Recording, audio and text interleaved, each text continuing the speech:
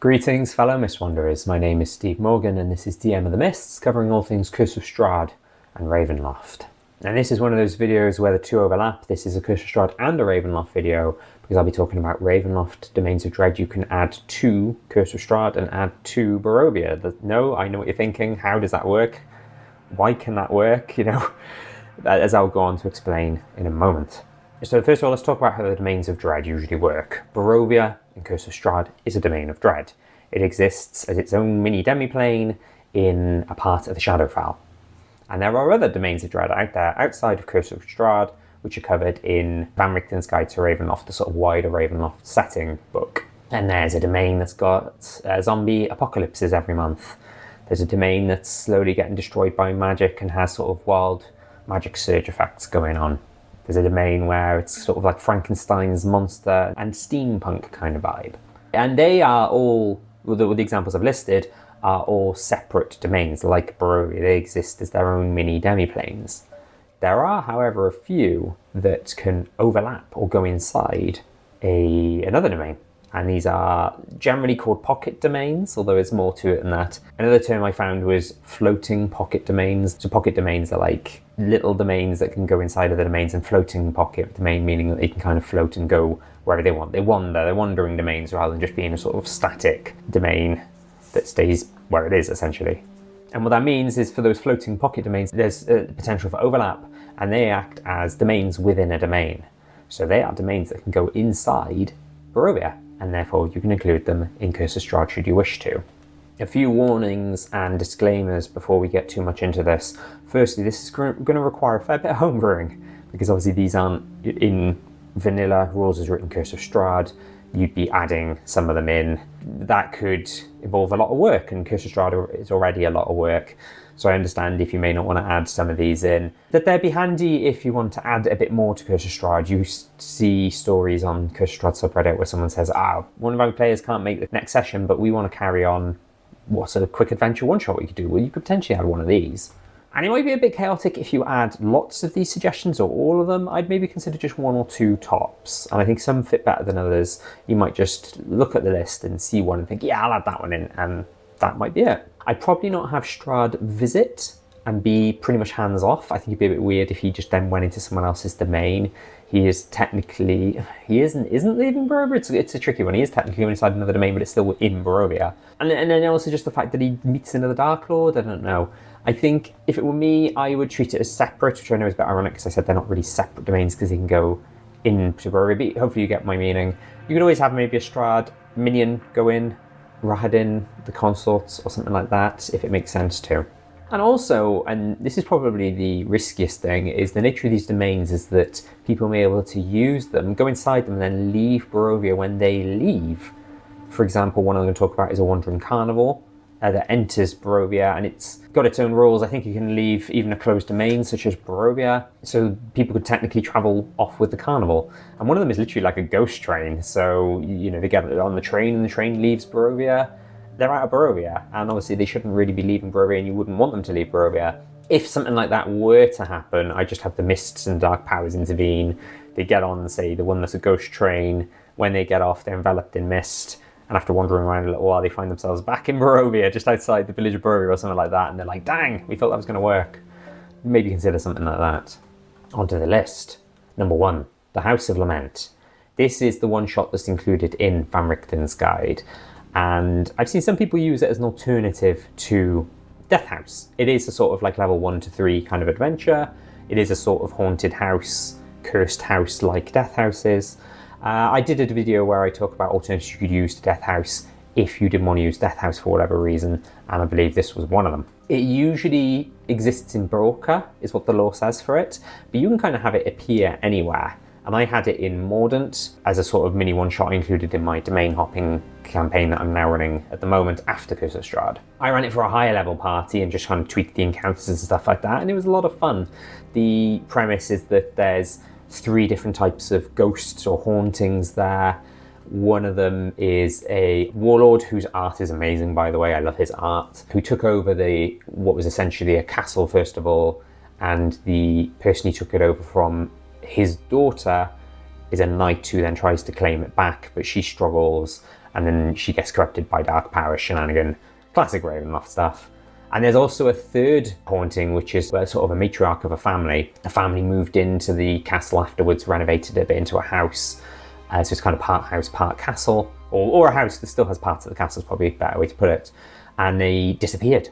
What happened to them? So yeah, it's got some interesting lore and it's good fun. I believe it comes from older lore as well, like it's a pre-5th edition thing. So that could be one to add. You could potentially have that as instead of Death House, or you could potentially have it as an additional one shot. Maybe it's a house that appears in the village of Barovia, maybe it's a house that appears in Vallaki, or something like that.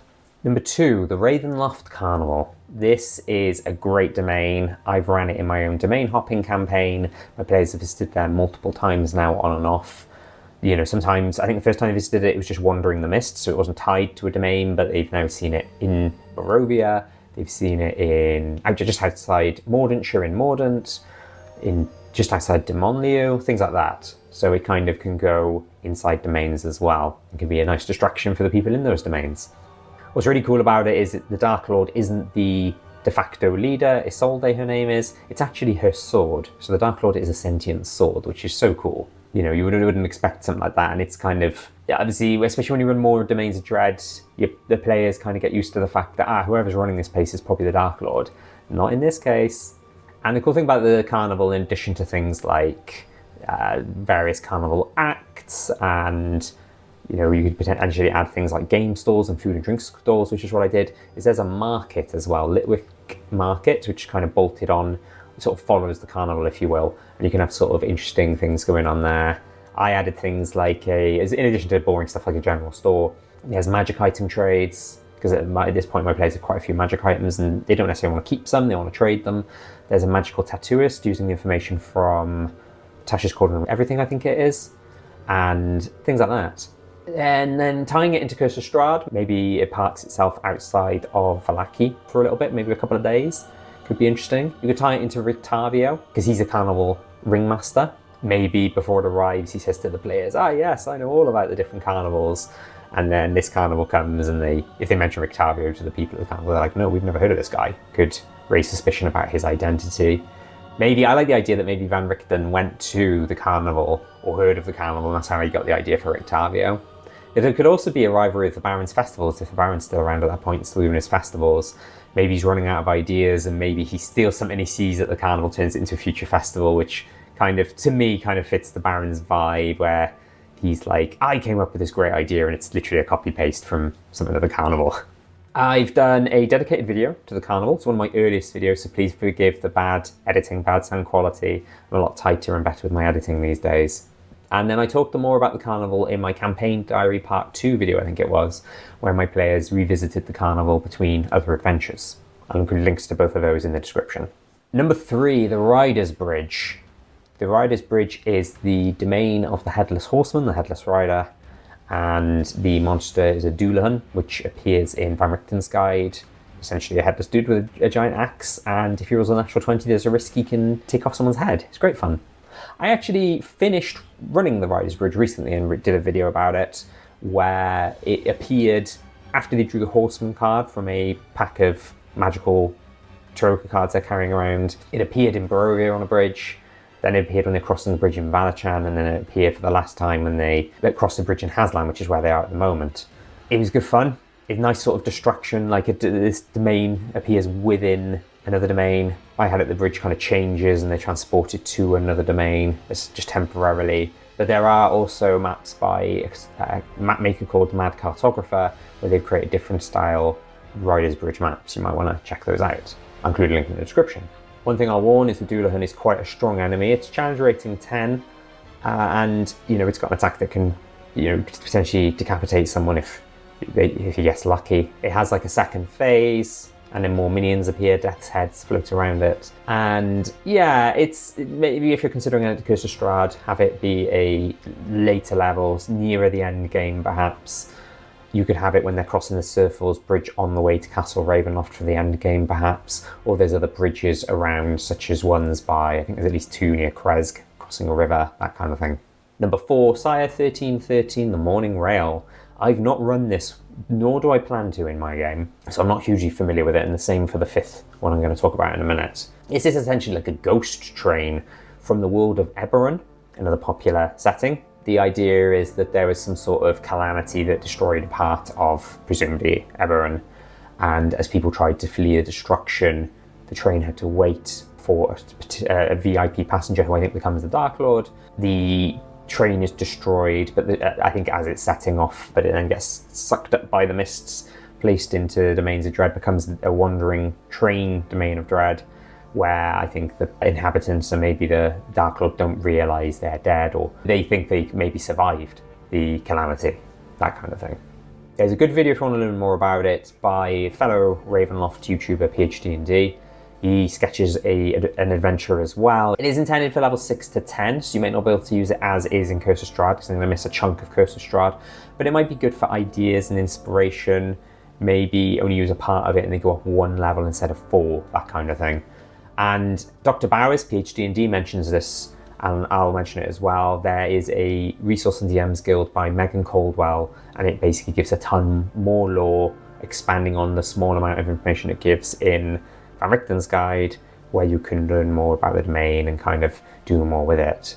And the Mad Cartographer, who I mentioned for the Rider's Bridge, has also done Cyre 1313 maps as well of different train compartments. Number 5, the Nightmare Lands.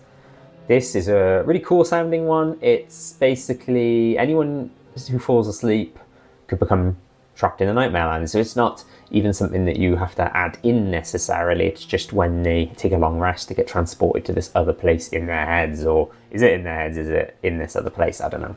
The Nightmare Lands are ruled by what's called the Nightmare Court. So it's almost like a group, a collective of Dark Lords, one of whom, I'm reading information in the book now, Tragically Graceful Ghost Dancer, Tombbound Hypnos, the Witch Malunga, the Trickster Morpheus, and the embodiment of terror known as the Nightmare Man.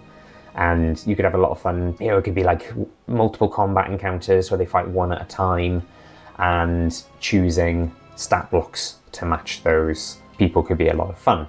Again, there is a PhD&D video covering this, and again, it's higher level. It's intended for levels 8 to 14, so it might be good to watch for ideas and inspiration, or it might be good to run separately to Curse of Strahd, but if you add it to Curse of Strahd, you might want to downplay it, make it lower levels, maybe it only goes up 1 level, that kind of thing.